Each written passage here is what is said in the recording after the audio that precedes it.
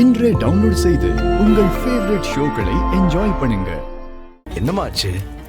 வந்ததுல இருந்தே ஏன் ஒரு மாதிரியா இருக்கு? என்ன சிந்திரா, ஏன் டல்லா இருக்க? உடம்பு ஏதாவது சரியில்லையா?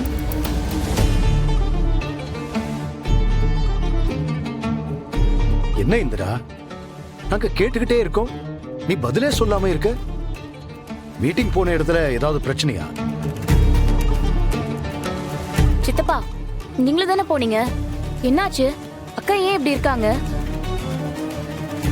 என்ன இது, இப்படி ரெண்டு பேரும் அமைதியா இருந்தா என்ன அர்த்தம்? என்ன நடந்துச்சுன்னு நீயாவது சொல்லு. அது நம்ம ரித்திகாவோட அக்கா இருக்கால. ரித்திகாவோட அக்காவா? அவ பேரு கூட ஏதோ மைதிலி அதானே? அது அயலிமா. ஆ, அயலி அயலி. அவளுக்கு என்னாச்சு இப்போ? என்னடா, என்னதான் நடந்துச்சுன்னு சொல்ல.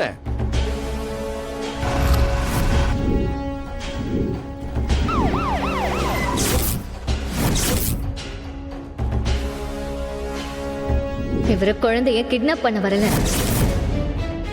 இவர் மேல எந்த தப்பும் இல்ல சார்.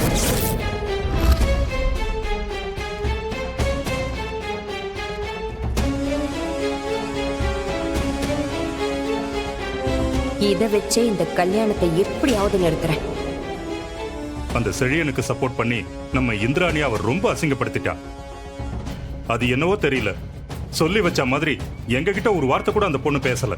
ஆனா போலீஸ் கிட்ட மட்டும் செழிய மேல எந்த தப்பும் இல்ல, அவன் நல்லவன் வல்லவன் மூச்சு விடாம சப்போர்ட் பண்ணி பேசிக்கிட்டு இருக்கா. அந்த பொண்ணு எதுக்கு அப்படி பண்ணணும்? வேற என்ன, திமிருதான். நிச்சயதார்த்தம் முடிஞ்சிருச்சுல்ல, அதான் மாப்பிள்ளை வீட்டுக்காரங்கிற மரியாதை விட்டு போச்சு. இதுக்குதான் நம்ம தகுதிக்கு கீழே இருக்கிற குடும்பத்துல சம்பந்தம் வச்சுக்க கூடாதுன்னு தலையால அடிச்சுக்கிட்டேன். இப்ப பாருங்க, அவங்க புத்திய காட்டிட்டாங்கல்ல.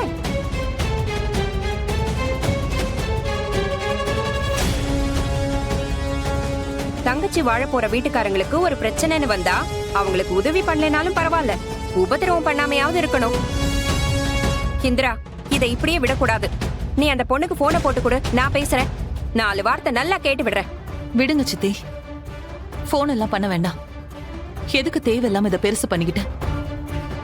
நம்ம குடும்பத்து பிரச்சனை அவங்களுக்கு தெரியாதுல்ல. அப்படியெல்லாம் விடக்கூடாது இந்திரா. இது நம்ம கபிலனோட வாழ்க்கை பிரச்சனை. இதெல்லாம் ஆரம்பத்திலேயே நிறுத்தி வச்சாதான் நல்லா இருக்கும். வேணாம், இதை விட்டுருங்க. நீ போனை கொடு, நான் பேசிக்கிறேன். நான் பேசிக்கிறேன், இரு. நான் பேசுறேன், இரு.